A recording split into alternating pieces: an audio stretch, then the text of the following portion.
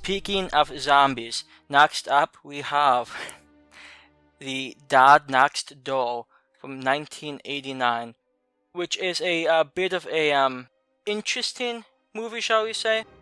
Basically, a zombie pandemic begins, and then flash forward a few years, and this is like anti-zombie squads, going around trying to kill off zombies. I guess they're so inept, but I guess that's what they're doing.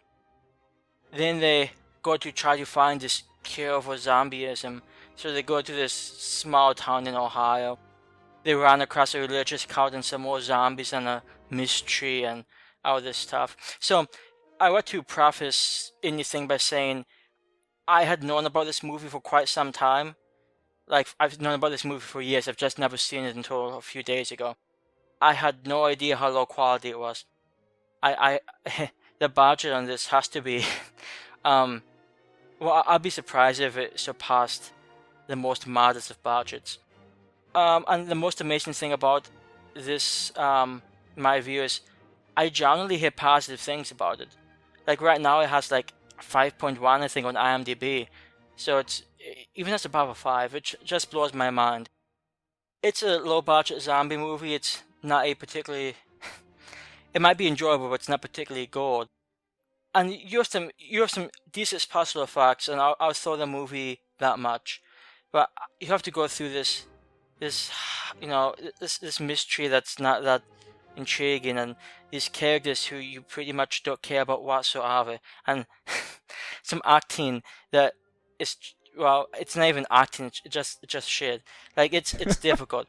So I have a few things to say, some good, mostly negative, about this movie, but before I plaster you out with those words, what did you think about this one?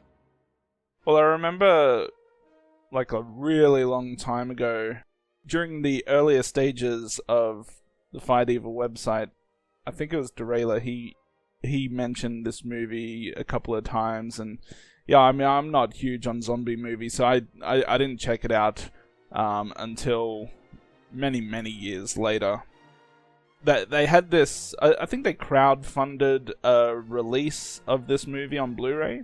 So the actual guy that made this movie, he seems to have his own, I don't know if he has his own production company for releasing other movies, but apparently he released his own movie under his own company name as a Blu-ray release. They did this big 3-disc Ultimate Edition set. I have that set. It's signed by the guy that made the movie and everything, so it's a really good set. It's got the soundtrack on one disc. It's got like a fully restored, best quality version that you can put on a Blu-ray disc, and then it's also got a third disc which has like a original DVD version and also an original VHS version, which I guess has maybe different scenes or different gore in it, or I'm not exactly sure. I actually went last night to watch this movie again for the purpose of doing this show. I put the disc in, and for like the HD version, which is not exactly HD, but it's the best quality you'll get for this movie. And it kept coming up with unknown disc. I'm like, what the hell is going on? Then after a few times trying that, I have a look at the disc and I can see a very fine crack in it. So, fuck. I couldn't watch that disc, so I had to watch one of the other versions on one of the other discs. So I had the choice of either watching the DVD version or the VHS version. And on the disc it actually says DVD version 78 minutes, VHS version 82 minutes. So, okay. VHS version, just because it's the longest version, and I'm guessing, I don't know if that's the most uncut version, but there you go. So that's the version I watched, and I prefer to watch my movies in the highest quality possible, so maybe, I don't know if that was the greatest idea, but hey, what other choice did I have? And kind of like you, yes, the movie is pretty shit. The acting is pretty shit. I mean, if it weren't for the effects in this movie, I don't think anyone would care about this movie. And I'm not going to say they're the most realistic effects, but they are really enjoyable effects for like a B-grade film lover. And you can definitely get some enjoyment out of that.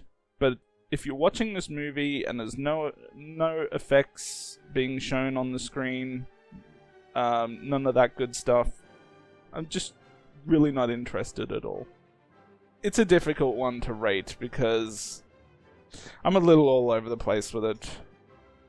I guess on the upside, we do get characters named after classic horror-related people, so that's always fun. There's Romero and King and Carpenter and Raimi. It's fantastic. And Savini, yeah. Yeah, it's just, yeah, it's horrible. I always hated that type of thing. Aside from Night of the Creeps, which was okay. And the guy that plays Raimi, I mean, his voice just kept being very familiar to me, so I had to, just double check, who is this guy? And then, obviously, I realized Bruce Campbell's doing the voice.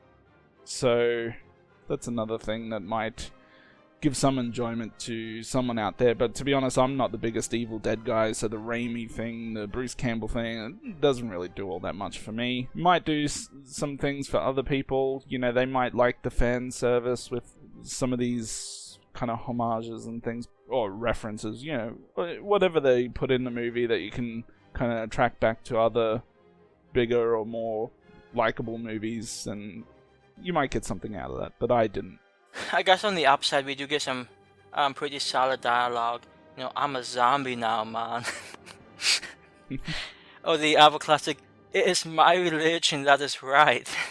The delivery of that line, by the way, was probably some of the worst in the movie.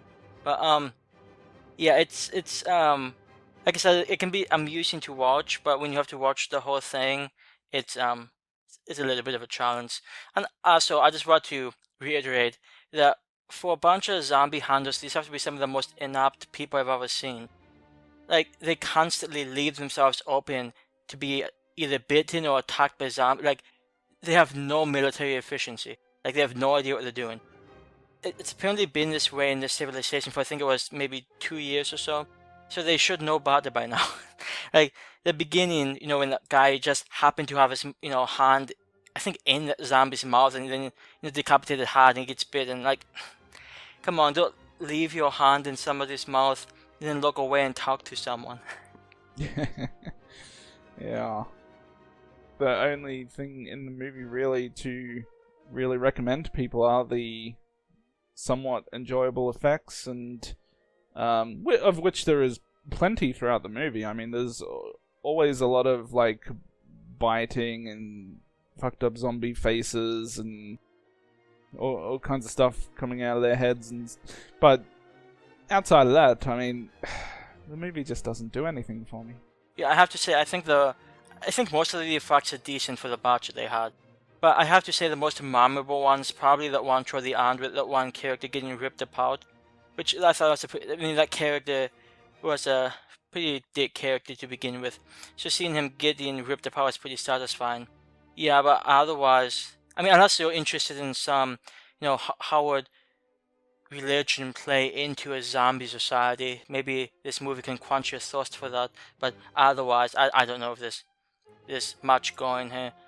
I'm just going to give this one a somewhat mediocre rating, but then again, save for these special effects, it's not a particularly great movie. So I'm going to throw this one a 4 out of 10. It was a difficult movie to watch, and it's not even a particularly long movie, but it's as enjoyable as some of the dialogue might be, and as horrible as the story is. It's just not a movie I can imagine myself watching anytime again soon.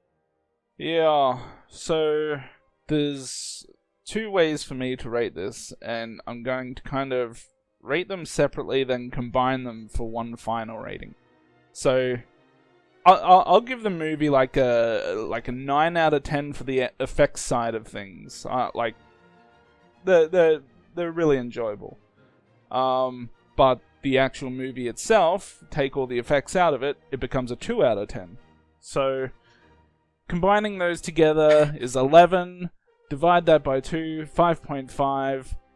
And I'll round that down. I'll give it a 5 out of 10 overall.